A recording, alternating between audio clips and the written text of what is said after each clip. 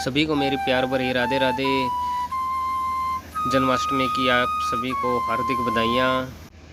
जन्माष्टमी का व्रत आज ही के दिन यानी कि 19 अगस्त को ही है और मैं आपको साधारण तरीक़ों से जन्माष्टमी का व्रत कैसे करते हैं वो बताने वाला हूँ। वैसे तो व्रत रखने के 3 तरीके हैं। पहला तरीका है बिना जल ग्रहण किए यानी कि निर्जला व्रत रखना और रात को 12 बजे के बाद में चंद्रमा को अर्घ देकर व्रत का पारण करना। और दूसरा तरीका है पूरे दिन में केवल एक बार ही जल ग्रहण करना और रात के समय चंद्रमा को अर्घ देकर व्रत को खोलना।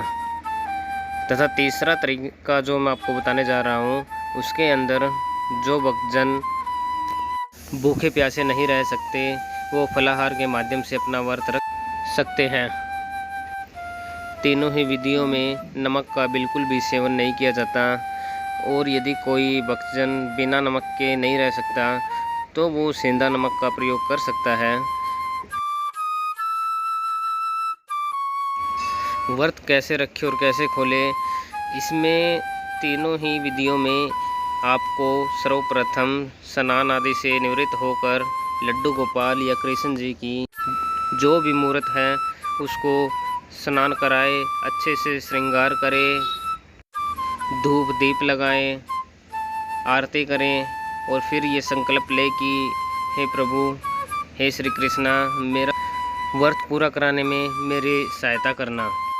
संकल्प लेने के बाद में आपको लड्डू गोपाल या फिर जो भी मूर्ति जिसके सामने आपने संकल्प लिया था उनको लाल कपड़े से ढक देना है और जब तक आप व्रत ना खोले तब तक उसको देखना नहीं है। ये संकल्प लेने के बाद में आपका व्रत शुरू हो जाता है। आप जल ग्रहण करें या ना करें वो आपकी इच्छा है, लेकिन आपको बिल्कुल भी सोना नहीं है। आपका ध्यान श्री हरि के अंदर ही होना चाहिए। आपको ब्रह्मचर्य का पालन करना होगा और अगर आप बिना कुछ खाए पिए नहीं रह सकते तो आप जल ग्रहण कर सकते हैं, फलाहार ले सकते हैं, एक बार आप चाय का सेवन भी कर सकते हैं, लेकिन आपको नमक बिल्कुल भी नहीं खाना है। हाँ, आप सेंधा नमक का प्रयोग कर सकते हैं।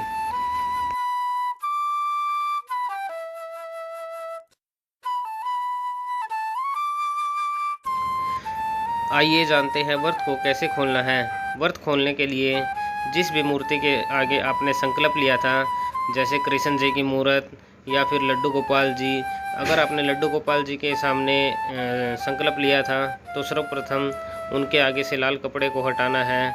और यदि आपने कृष्ण जी की मूर्त के सामने संकल्प लिया था तो उसके आगे से लाल कपड़े को हटा दीजिए। ये सब करने के बाद आपने उनको पंचामृत से स्नान करवाना है। पंचामृत से स्नान करवाने के बाद में उनका सुंदर से श्रृंगार करना है। यदि आपने फ़ोटो के सामने संकल्प लिया था, मूर्त के सामने संकल्प लिया था तो उसको गंगा जल आदि के छींटे आप लगाएं। ये सब करने के बाद में आपने उनको भोग लगाना है।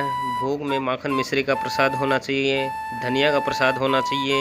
इनके अलावा आप कुछ भी फल वगैरह का या छप्पर भोग भी आप उनको लगा सकते हैं, लेकिन धनिया का प्रसाद होना ही होना चाहिए।